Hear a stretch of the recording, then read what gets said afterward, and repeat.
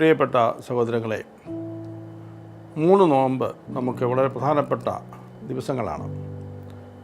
പരമ്പരാഗതമായിട്ട് നമ്മൾ ആചരിച്ചു പോരുന്നതാണ് 3 നോമ്പ്. യോനായുടെ നോമ്പ് എന്ന് അത് അറിയപ്പെടുന്നുണ്ടല്ലോ. പാപ പരിഹാരത്തിന് വേണ്ടിയുള്ള ഒരു ആഹ്വാനമായിരുന്നു ഈ നോമ്പാചരണം. അതിലൂടെ നിനിവെ ശിക്ഷയിൽ നിന്ന് മോചിതമായി. നമുക്ക് ഈ വർഷത്തെ ഈ 3 നോമ്പാചരണം ഏറ്റവും നന്നായിട്ട് നടത്തുവാൻ പ്രത്യേകമായിട്ട് ശ്രദ്ധിക്കാം. നമ്മുടെ കുടുംബങ്ങൾക്ക് വേണ്ടിയും നമ്മുടെ സഭയ്ക്ക് വേണ്ടിയും നമുക്ക് പ്രത്യേകമായിട്ട് പ്രാർത്ഥിക്കാം. ഒന്നാമതായിട്ട് സഭയിൽ സ്നേഹവും ഐക്യവും ഉണ്ടാകുവാൻ, നമ്മുടെ കുടുംബങ്ങൾ നവീകരിക്കപ്പെടുവാൻ വേണ്ടി പ്രത്യേകമായിട്ട് ഈ അവസരത്തിൽ പ്രാർത്ഥിക്കാം. അതുപോലെ തന്നെ നമ്മൾ നടത്തുവാൻ പോകുന്ന അതിരൂപത ബൈബിൾ കൺവെൻഷൻ വിജയിക്കുവാൻ ശരിയായ വചന അനുഭവത്തിലൂടെ എല്ലാവർക്കും, വചനം കേൾക്കുന്ന എല്ലാവർക്കും ആന്തരികമായ നവീകരണം ഉണ്ടാകുവാൻ വേണ്ടി നമുക്ക് പ്രാർത്ഥിക്കാം.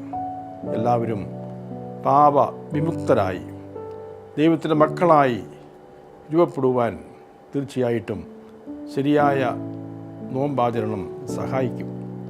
പ്രാർത്ഥനയും ഉപവാസവും വഴിയല്ലാതെ ഈ വർഗത്ത് എന്ന് പറഞ്ഞാൽ തിന്മയുടെ ശക്തിയെ ദൂരെ അകറ്റാൻ സാധിക്കുകയില്ല എന്ന് ഈശോ നമ്മളെ പഠിപ്പിച്ചിട്ടുണ്ട്. അതിനാൽ ഈ നോമ്പ് ആചരണത്തിലൂടെ ഉപവാസവും പ്രാർത്ഥനയും വഴി തിന്മയെ ദൂരെ അകറ്റുവാൻ നമുക്ക് പരിശ്രമിക്കാം.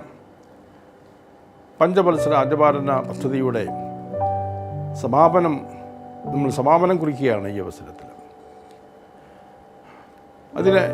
അതിൻ്റെ ഭാഗമായിട്ട് അതുപോലെ തന്നെ തോമസ് ലീഹായുടെ രക്തസാക്ഷിത്വത്തിൻ്റെ 1950 വാർഷികം പ്രമാണിച്ചും നമ്മൾ ഒരു വിശ്വാസ അനുഭവ കൺവെൻഷൻ, ഏകദിന വിശ്വാസാനുഭവ കൺവെൻഷൻ എല്ലാ ഇടവുകളും നടത്താൻ ആഗ്രഹിക്കുന്നു. ഒരു ആത്മീയ ഉണർവിന് വേണ്ടിയാണത്.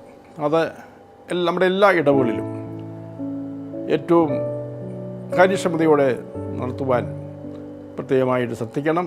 അതിൻ്റെ വിജയത്തിന് വേണ്ടി നമുക്ക് പ്രത്യേകിച്ച് ഈ 3 നോമ്പ് ദിവസങ്ങളിൽ പ്രാർത്ഥിക്കാം. അങ്ങനെ നമ്മുടെ സഭയിലും നമ്മുടെ അതിരൂപതയിലും നമ്മുടെ ഇടവകളിലും നമ്മുടെ ഓരോ കുടുംബത്തിലും ഓരോ വ്യക്തിയിലും ഒരു ശരിയായ ആത്മീയ നവീകരണം ഉണ്ടാകുവാൻ ഈ നോമ്പാചരണം നിമിത്തമാകട്ടെ എന്ന് പ്രാർത്ഥിക്കുന്നു.